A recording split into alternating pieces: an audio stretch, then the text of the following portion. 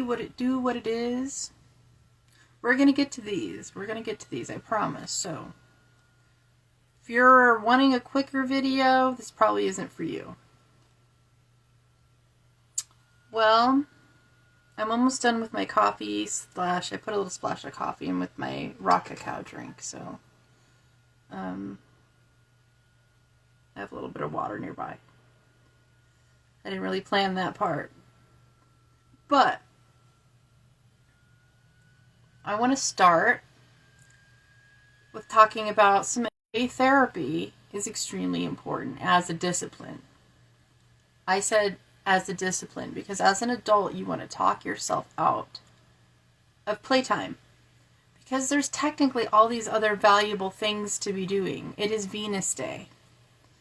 One of my besties, Janina and I are speaking about the energy, Venusian energy, and how we need to draw that out in ourselves more. Today, we've been getting number sequences and like little planetary, like universal planetary updates that we were trying to interpret, and it just sort of all came together in a big download after I opened up a random book sitting in front of me. It was the Book of the Law. I haven't like really looked at the Book of the Law in a long time, but on the front cover there's the symbol.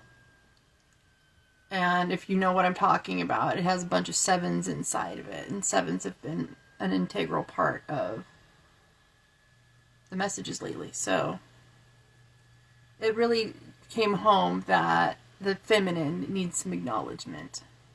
The feminine needs time and space to talk, seen, be heard. So,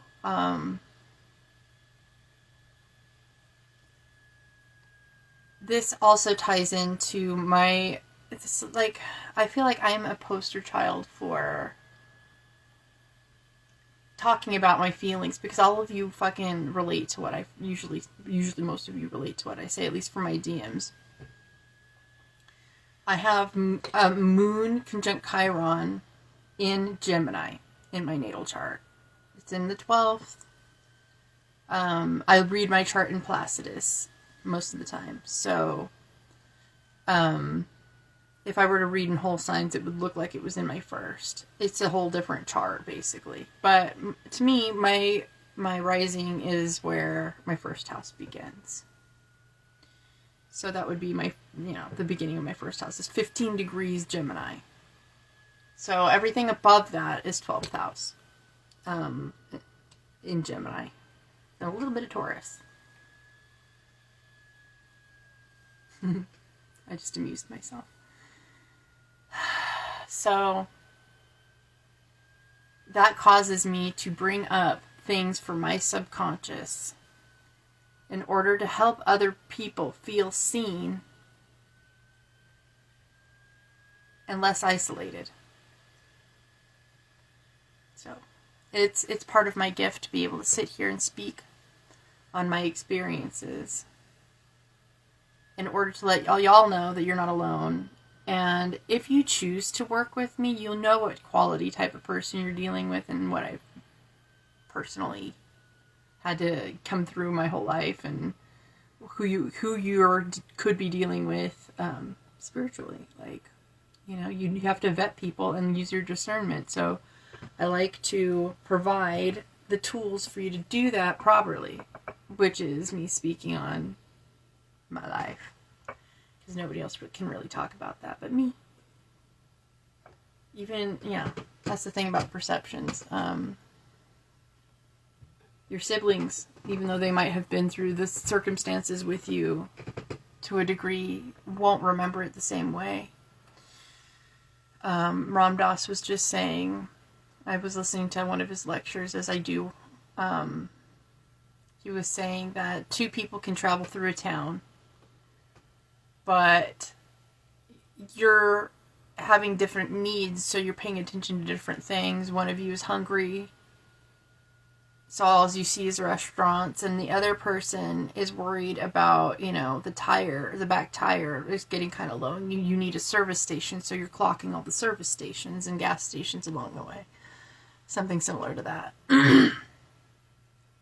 So that's what a subconscious does in a way. Is you might be going through the same town, technically speaking, but your perceptions are differently based on what your needs are. And you don't necessarily understand until you start comparing stories. You don't really understand that your perception is locked in a certain way. So hopefully my mic is picking everything up properly. I have a neighbor who's doing construction. Maybe I should hold this until I'm doing cards. It'll be a little clearer. I'm like fidgety today. I actually just need to get some sort of movement going today. I've been kind of locked in my head this morning, but you'll understand why. It's a Gemini thing. Aries Sun, Gemini Moon, Gemini Rising. So there's a lot. There's the 11th house Sun, big thinker energy. So once my brain gets into trying to figure things out or uncovering things, I need to process through that in order to feel clear. So one of the things that came up was I got a random invitation to join a master class by the Inner Yachts, which I've followed for a long time. It was a beautiful, strange happening where it was initially supposed to be a meditation. And then I got invited to the whole masterclass, which is a 4-day event. But then I clicked through and accidentally watched day 4 of the masterclass instead of day 1. I don't know how I did that because I thought I was following the right banners. I'm not that much of a boomer. But somehow I was led to the final day. And it's an hour long of watching people go through their inner child work and the types of things they were uncovering and asking all kinds of questions, and any good therapist is going to help you by asking good questions. They're not going to tell you shit. They're going to ask good questions, and that's going to lead you to making your own answers, which I love doing in my tarot readings, especially if we're digging at something deep. A lot of times the cards ask questions too, so it's an interesting method. I love getting to do what I do. I love helping people, period, and being in my element. But besides that, so I'm listening to this inner child meditation, and I'm listening to more or less somebody else talk about their experience with the inner child meditation. Kind of by osmosis. Like, the inner child meditation has been done, but she was talking about things she uncovered there. And it brought up a lot of memories with me. That I have really early memories of being in diapers, and my thoughts and feelings at that time were very similar. I didn't understand certain circumstances at the time. My uncle his body had just been found. He had been missing for almost 2 years between the time my sister was born and between the time I was born. And his body was found like 2 months after I was born. So everybody was sad to begin with around me, which made me feel like I had to perform and be some sort of joke around, be playtime, make everybody smile. But deeper than that, I remember feeling like nobody was really happy to have me there. That I was being tolerated. But that I was a big, giant inconvenience deep down, unless I was performing some type of way, being amusing, being entertaining in some type of way. And I was having thoughts like this in diapers. Like, I remember being alone in my crib. I remember there was juice and milk in my crib. On the left side was the juice, on the right side was the milk. And I was thirsty. I wanted some water, but all I had was juice or milk. So I picked the juice. Then, I was, and I've had other glimpses where I was in the crib feeling really alone, and like I was trying to figure out how to make myself self-soothe in the crib, like, because I was just feeling like I was in a room by myself with the door shut inside my crib. And, I felt like I needed attention, but it wasn't accessible for some reason. And I didn't, I didn't know why, but like I remember having like feelings of, if I scream, nobody's going to hear me. I can't ask for anything. Which was really wild to come up as a result of this masterclass. It was something that I hadn't really thought about in a long time, the sense of being tolerated instead of welcomed and appreciated and celebrated.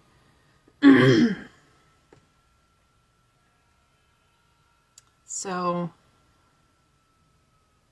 it took me down a road where I remember developing personality traits that I thought were more palatable and acceptable for people in my family to want around. Being silly, making people laugh was part of that.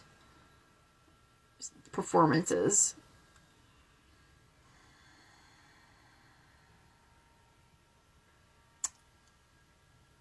I kind of forgot my train of thought exactly, because I looked at myself and I saw my face and I was like, she looks so mad. I was so involved mentally with performance and making people feel better at such an early age that, okay, I remember. Yes. I had cultivated personalities that I felt were palatable, but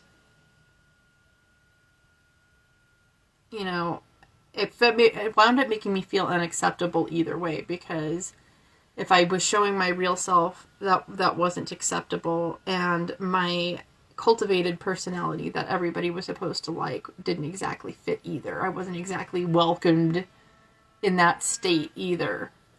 So it was like not working for me. By my teenage years, I started using, prescription pills so that I could get on my mom's level and my grandmother's level so that I could identify with somebody, because my vibration was just so different. Hey girl, you're supposed to be in bed. So this inner child work I'm talking about is kind of deep. We're working through that. My friend Sarah in Australia just popped on. She's sleepy. I don't know what you're doing awake, but I hope this is going to be kind of a fun listen. I haven't gotten to cards yet. I'm sort of just still ranting about this inner child work. So I realized, this sense of being tolerated is something that's a main. I think at this point it's become an expectation for me. You can't not watch. It's the weekend. Fair enough. It's not quite the weekend here yet. It's still Friday. So I can't fault you for that.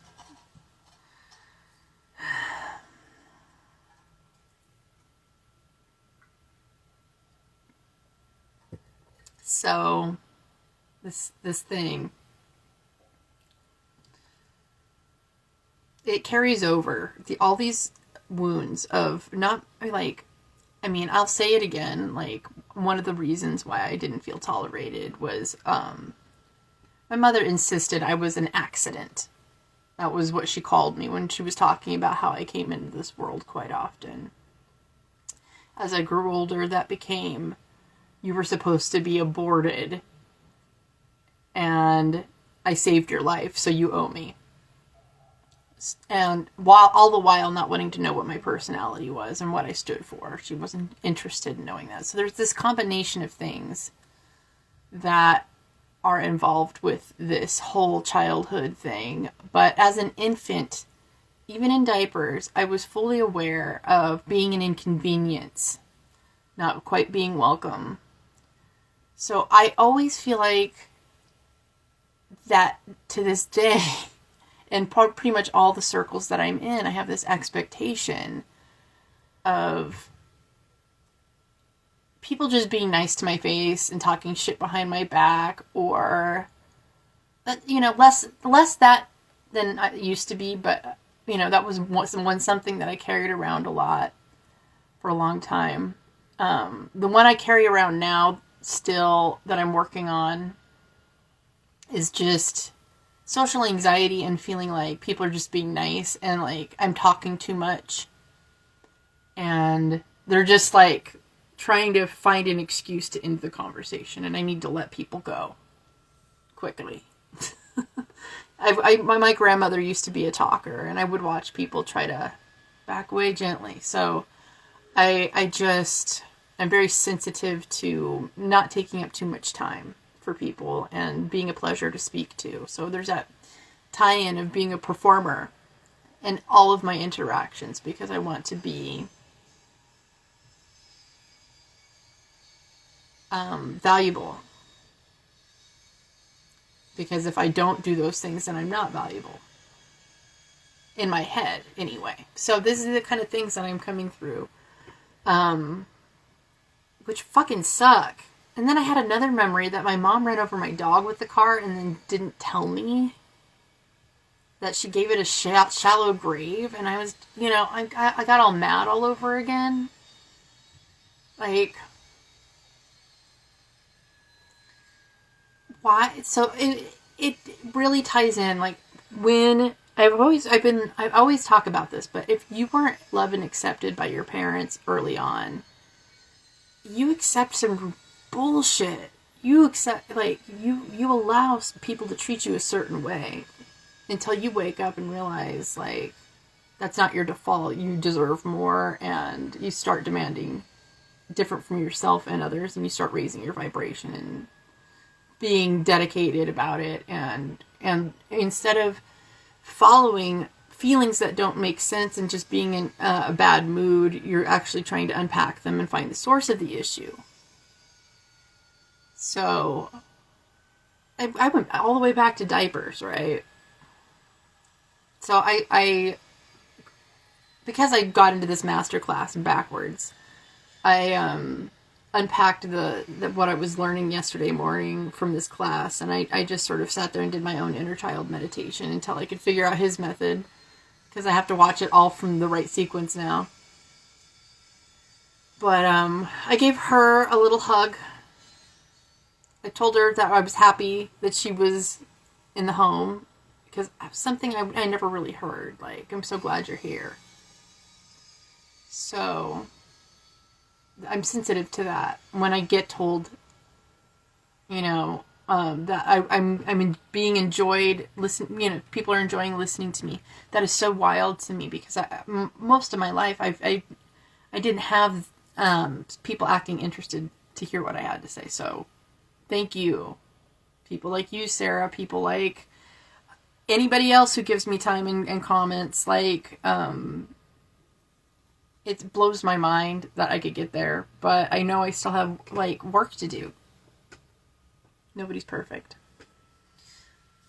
So the fact that parts of me are still hungry to be listened to means there's some work to be done.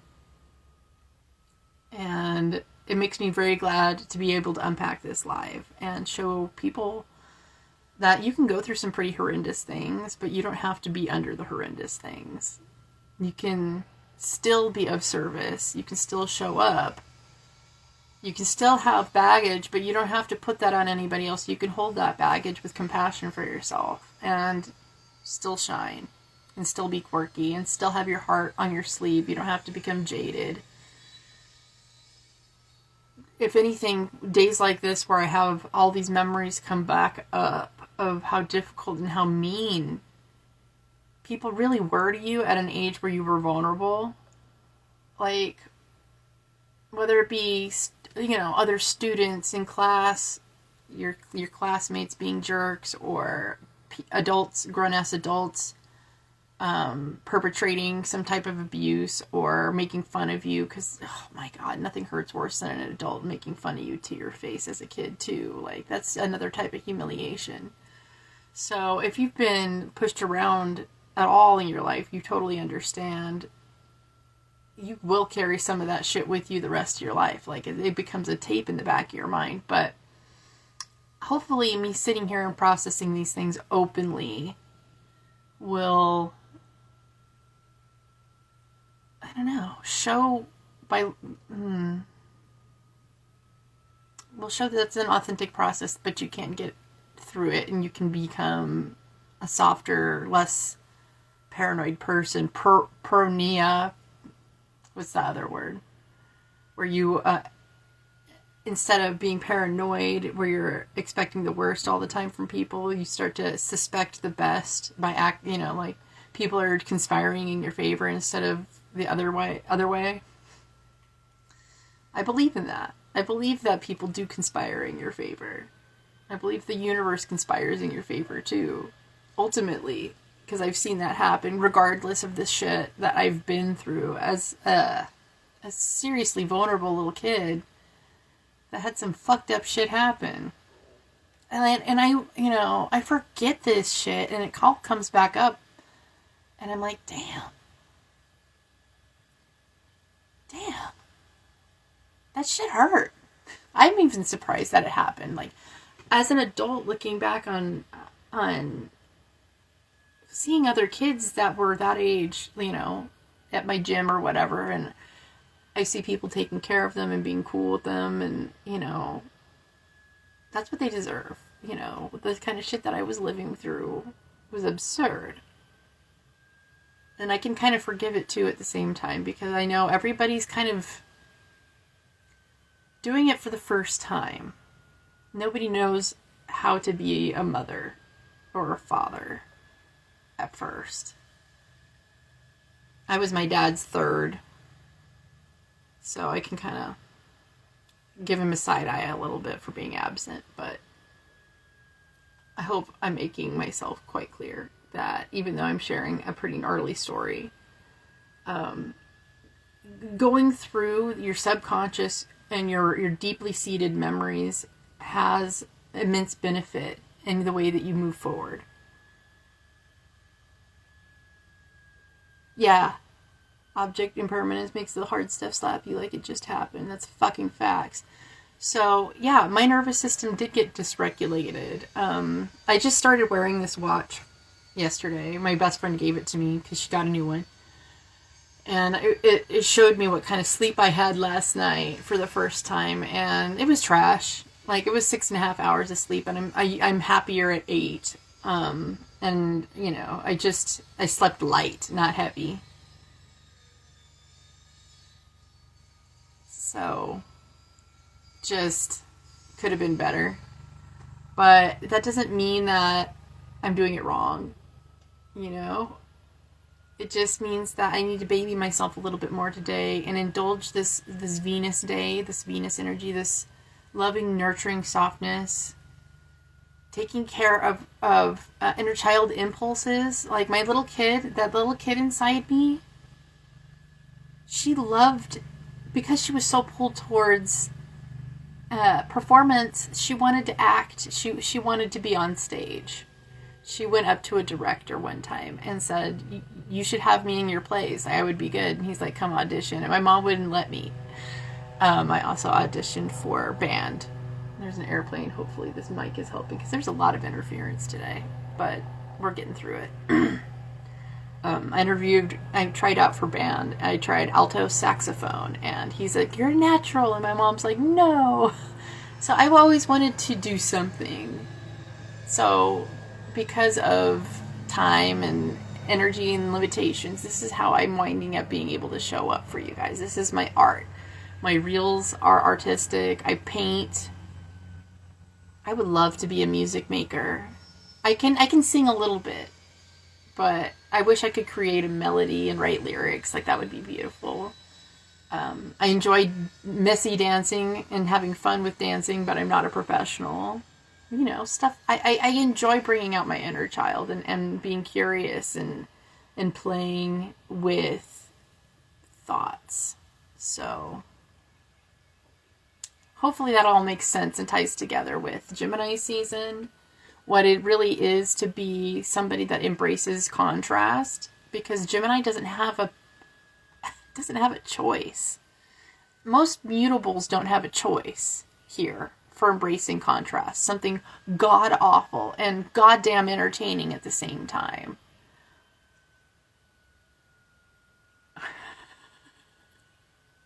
Like, look at some people that have dark humor. Tell me they're not immutable or don't have some type of mutable in their chart. They're either going to have heavy Scorpio placements or heavy fucking mutable placements, I swear. So we must clean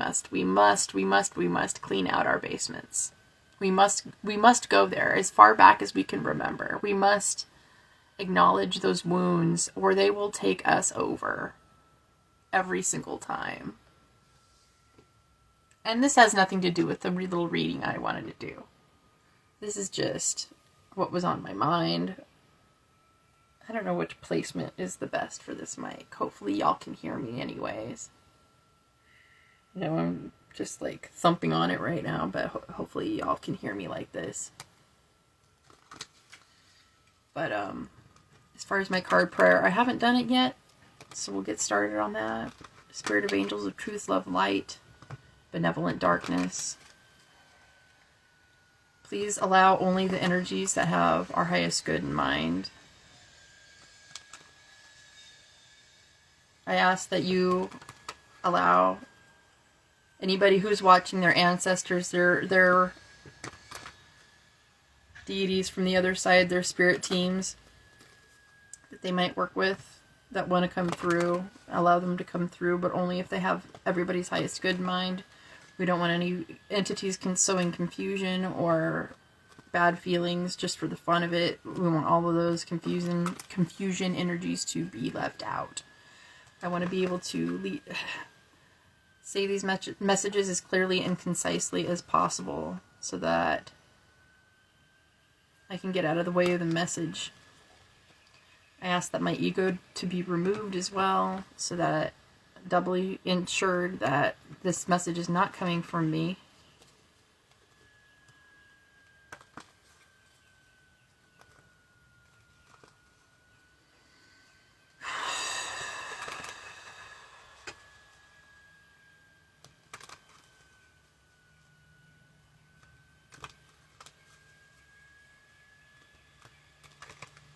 So, I don't really know what question to ask as far as, or if I should just do a general, like, what do we need to know, you know?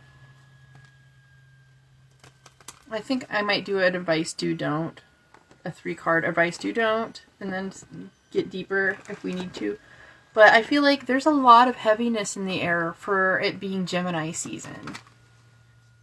It feels so dense and so important to listen to the message that are coming in and start a direction. Because Mars is in Aries. Like, we got to act on it. It feels pressurized to act. But we have these squares to Saturn with Gemini. There's, like, a lot more going on. I haven't looked at a chart in a minute. But it's, like, at least a transit chart. It's intense. It's intense right now. My mind has gone into overdrive since Taurus season. Real bad. I was so slow. I wanted to take my time. I was feeling sweet and girly in Taurus season. But for some reason, Gemini season is just so electric for me. I'm on an edge. So advice, do, don't for the heavy energies. I'm talking about globally, personally, wide casting a net, and then the narrow. I want to know about it all. Advice, do, don't.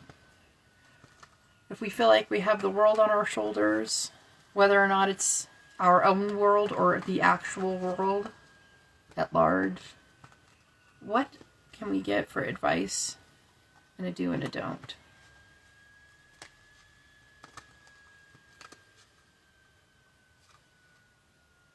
Advice card. Do card. Don't card. What an interesting advice card. Oh my god. I guess me shuffling the cards just now clocked as steps. That's so funny. Shuffling the cards as steps. Advice card. Ace of Wands. Yo. So it's not a good time to be frozen in fear. I think this advice card is really fucking weird. And this don't card is really fucking weird. So I'm sitting here kind of like, what? Please help clarify this for me, Spirit. Like, this is really fucking wacky. This is the advice card. It's the devil. Don't card. 3 of Pentacles.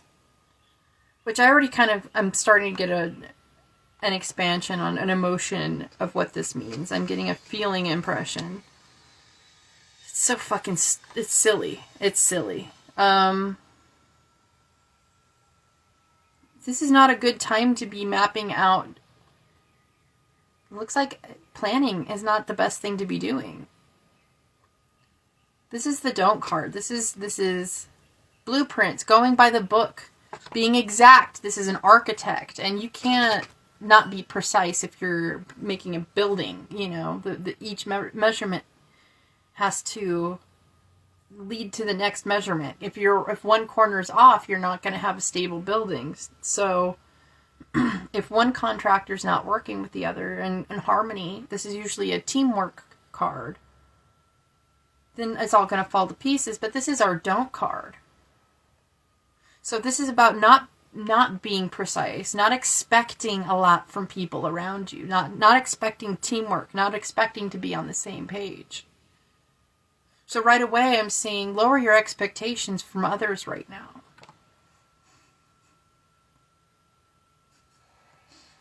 But we feel like we want it, okay? The devil.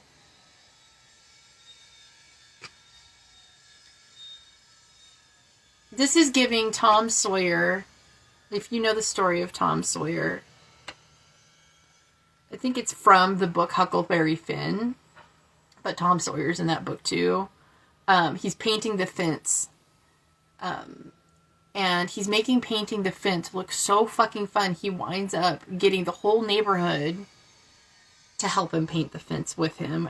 Or he's actually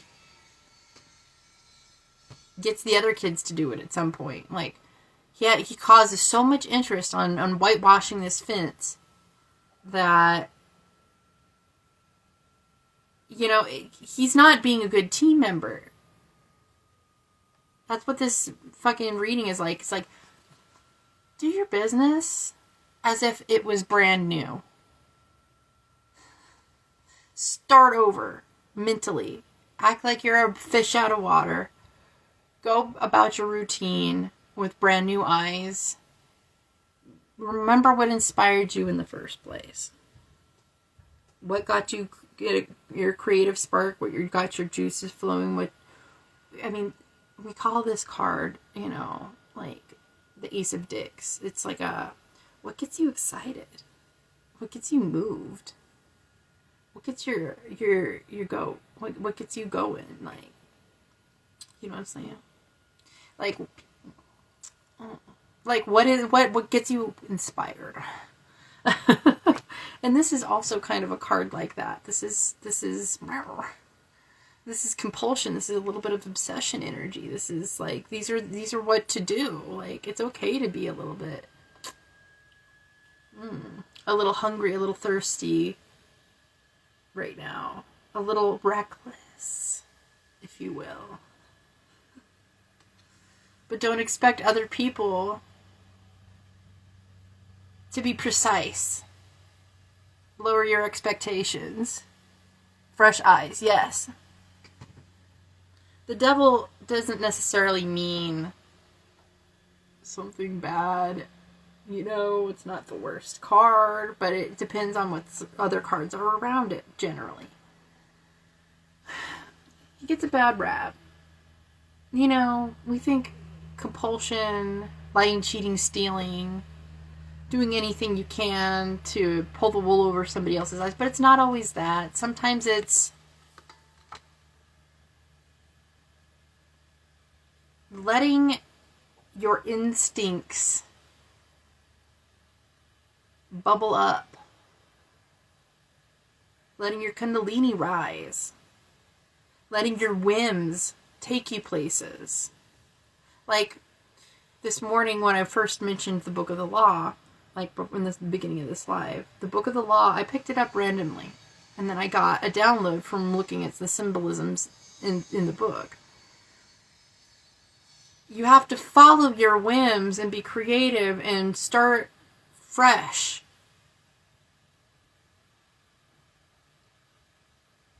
Don't worry about being precise. Make it messy to start. Take chances, make mistakes, get messy. Let your lower chakras, is what I'm hearing, let your lower chakras speak a little bit here. They need some time to breathe. There's wisdom in your lower chakras too. You don't have to deny them. We just have to make sure they're balanced, and you can't make sure they're balanced without fucking letting them out to run around a little bit.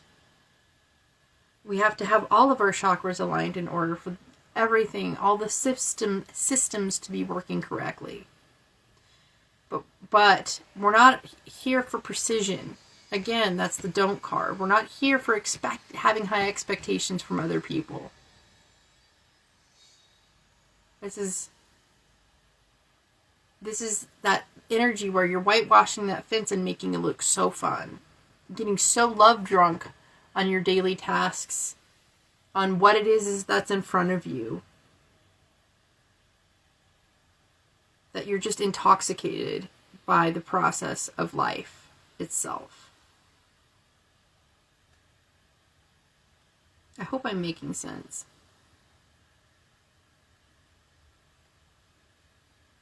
Do let your obsessions out to play. A little bit. I'm not saying go watch a bunch of porn. That's not what this is. This is finding a way to let your passions come to the surface safely.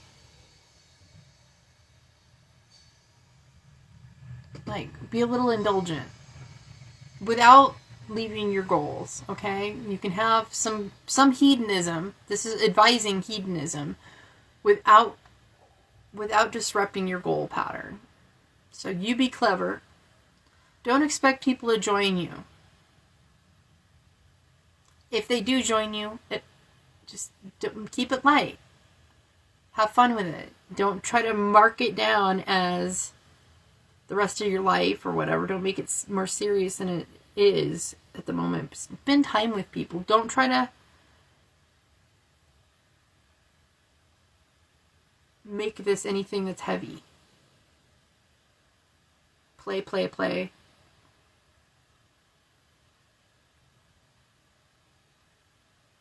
New perspective.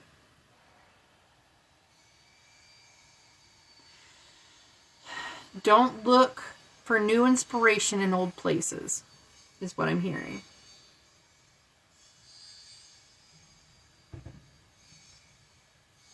You know how sometimes as a kid you would sit in chairs upside down? Yeah, but wait, there's some... yeah. There could be some nookie here for somebody. For sure. Your passions need to be coming out to play. So, it's also like not paying attention to chores and painting instead. Getting drunk on the craft. But not in a precise way. Okay, like this is not, again, about building something right now. It's about the permission to fuck off. And be feminine if you're a woman.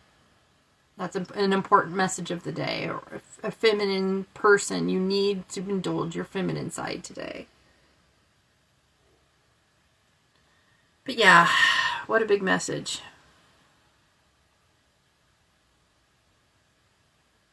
I was talking about playfulness yesterday, and I'm another reiteration today.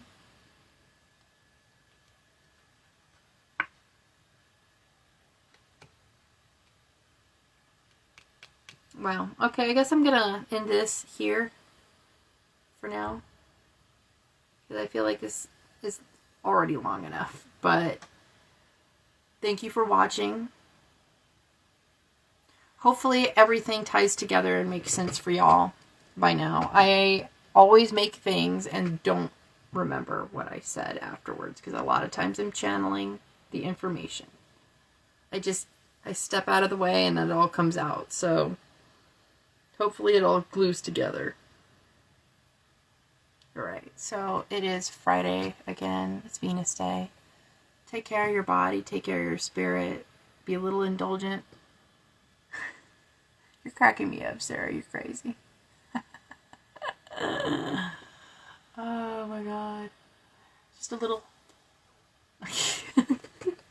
I see your fucking emojis. This shit funny. Alright, I'm gonna let you go.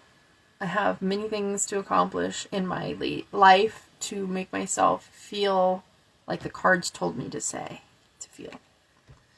Alright, let's see the bottom of the deck for fun. I'm so glad I turned it over.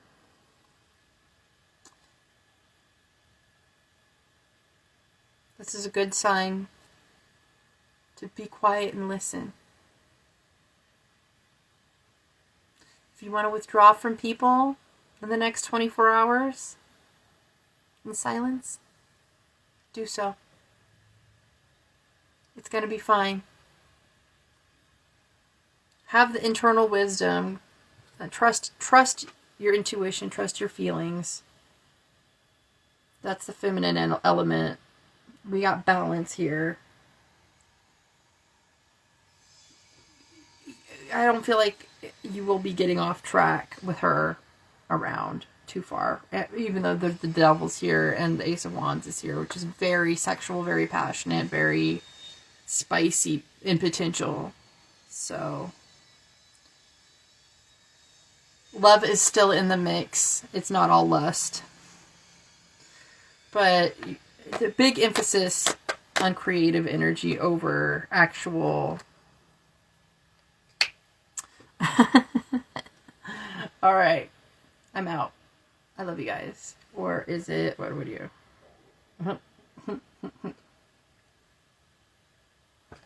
Got a double stack there. I love you guys. Bye!